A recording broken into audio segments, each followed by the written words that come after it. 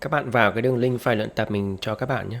Các bạn có thể tải tất cả về. Mình có thể bấm Ctrl A, chuột phải vào và download. Sau khi tải về thì các bạn sẽ thấy các folder và các file như này. Mình sẽ vào folder input trước nhé. Chúng ta có hai loại input. Loại thứ nhất là sketch. Nó có thể là cái sketch scan của một cái ngôi nhà như này, hoặc là một cái file PDF.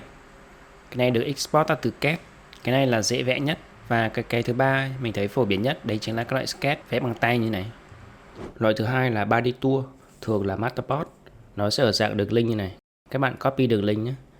Mình dán vào trình duyệt. Các bạn sẽ thấy cái body tour như này. Mình sẽ cần chụp ảnh màn hình lại và vẽ lại tường cửa để nó ra một cái sketch như này. Chúng ta sẽ quay lại chi tiết sau. Đó là hai loại input. Chúng ta có một folder nữa là các order tham khảo. Ở đây mình để cho các bạn 6 cái order hoàn chỉnh. Mỗi nhà có hai cái folder. Folder input này là cái đầu vào đó, là cái sketch đó. Mình có thể cho nó sang một bên. Các bạn bấm phím Windows mũi tên trái cho nó sang bên. Folder done, chúng ta có cái file done hoàn chỉnh. Windows mũi tên phải cho nó sang bên phải. Sau đó các bạn zoom lên để nghiên cứu. Bên trái là sketch khách hàng gửi cho mình. Bên phải là file mình đã vẽ xong.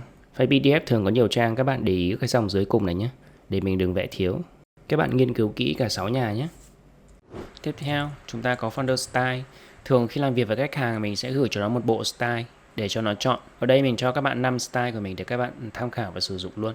Tiếp đến chúng ta có file template. Mình sẽ mở thử trong Minloot cho các bạn xem. Mình sẽ làm việc trên cái file này.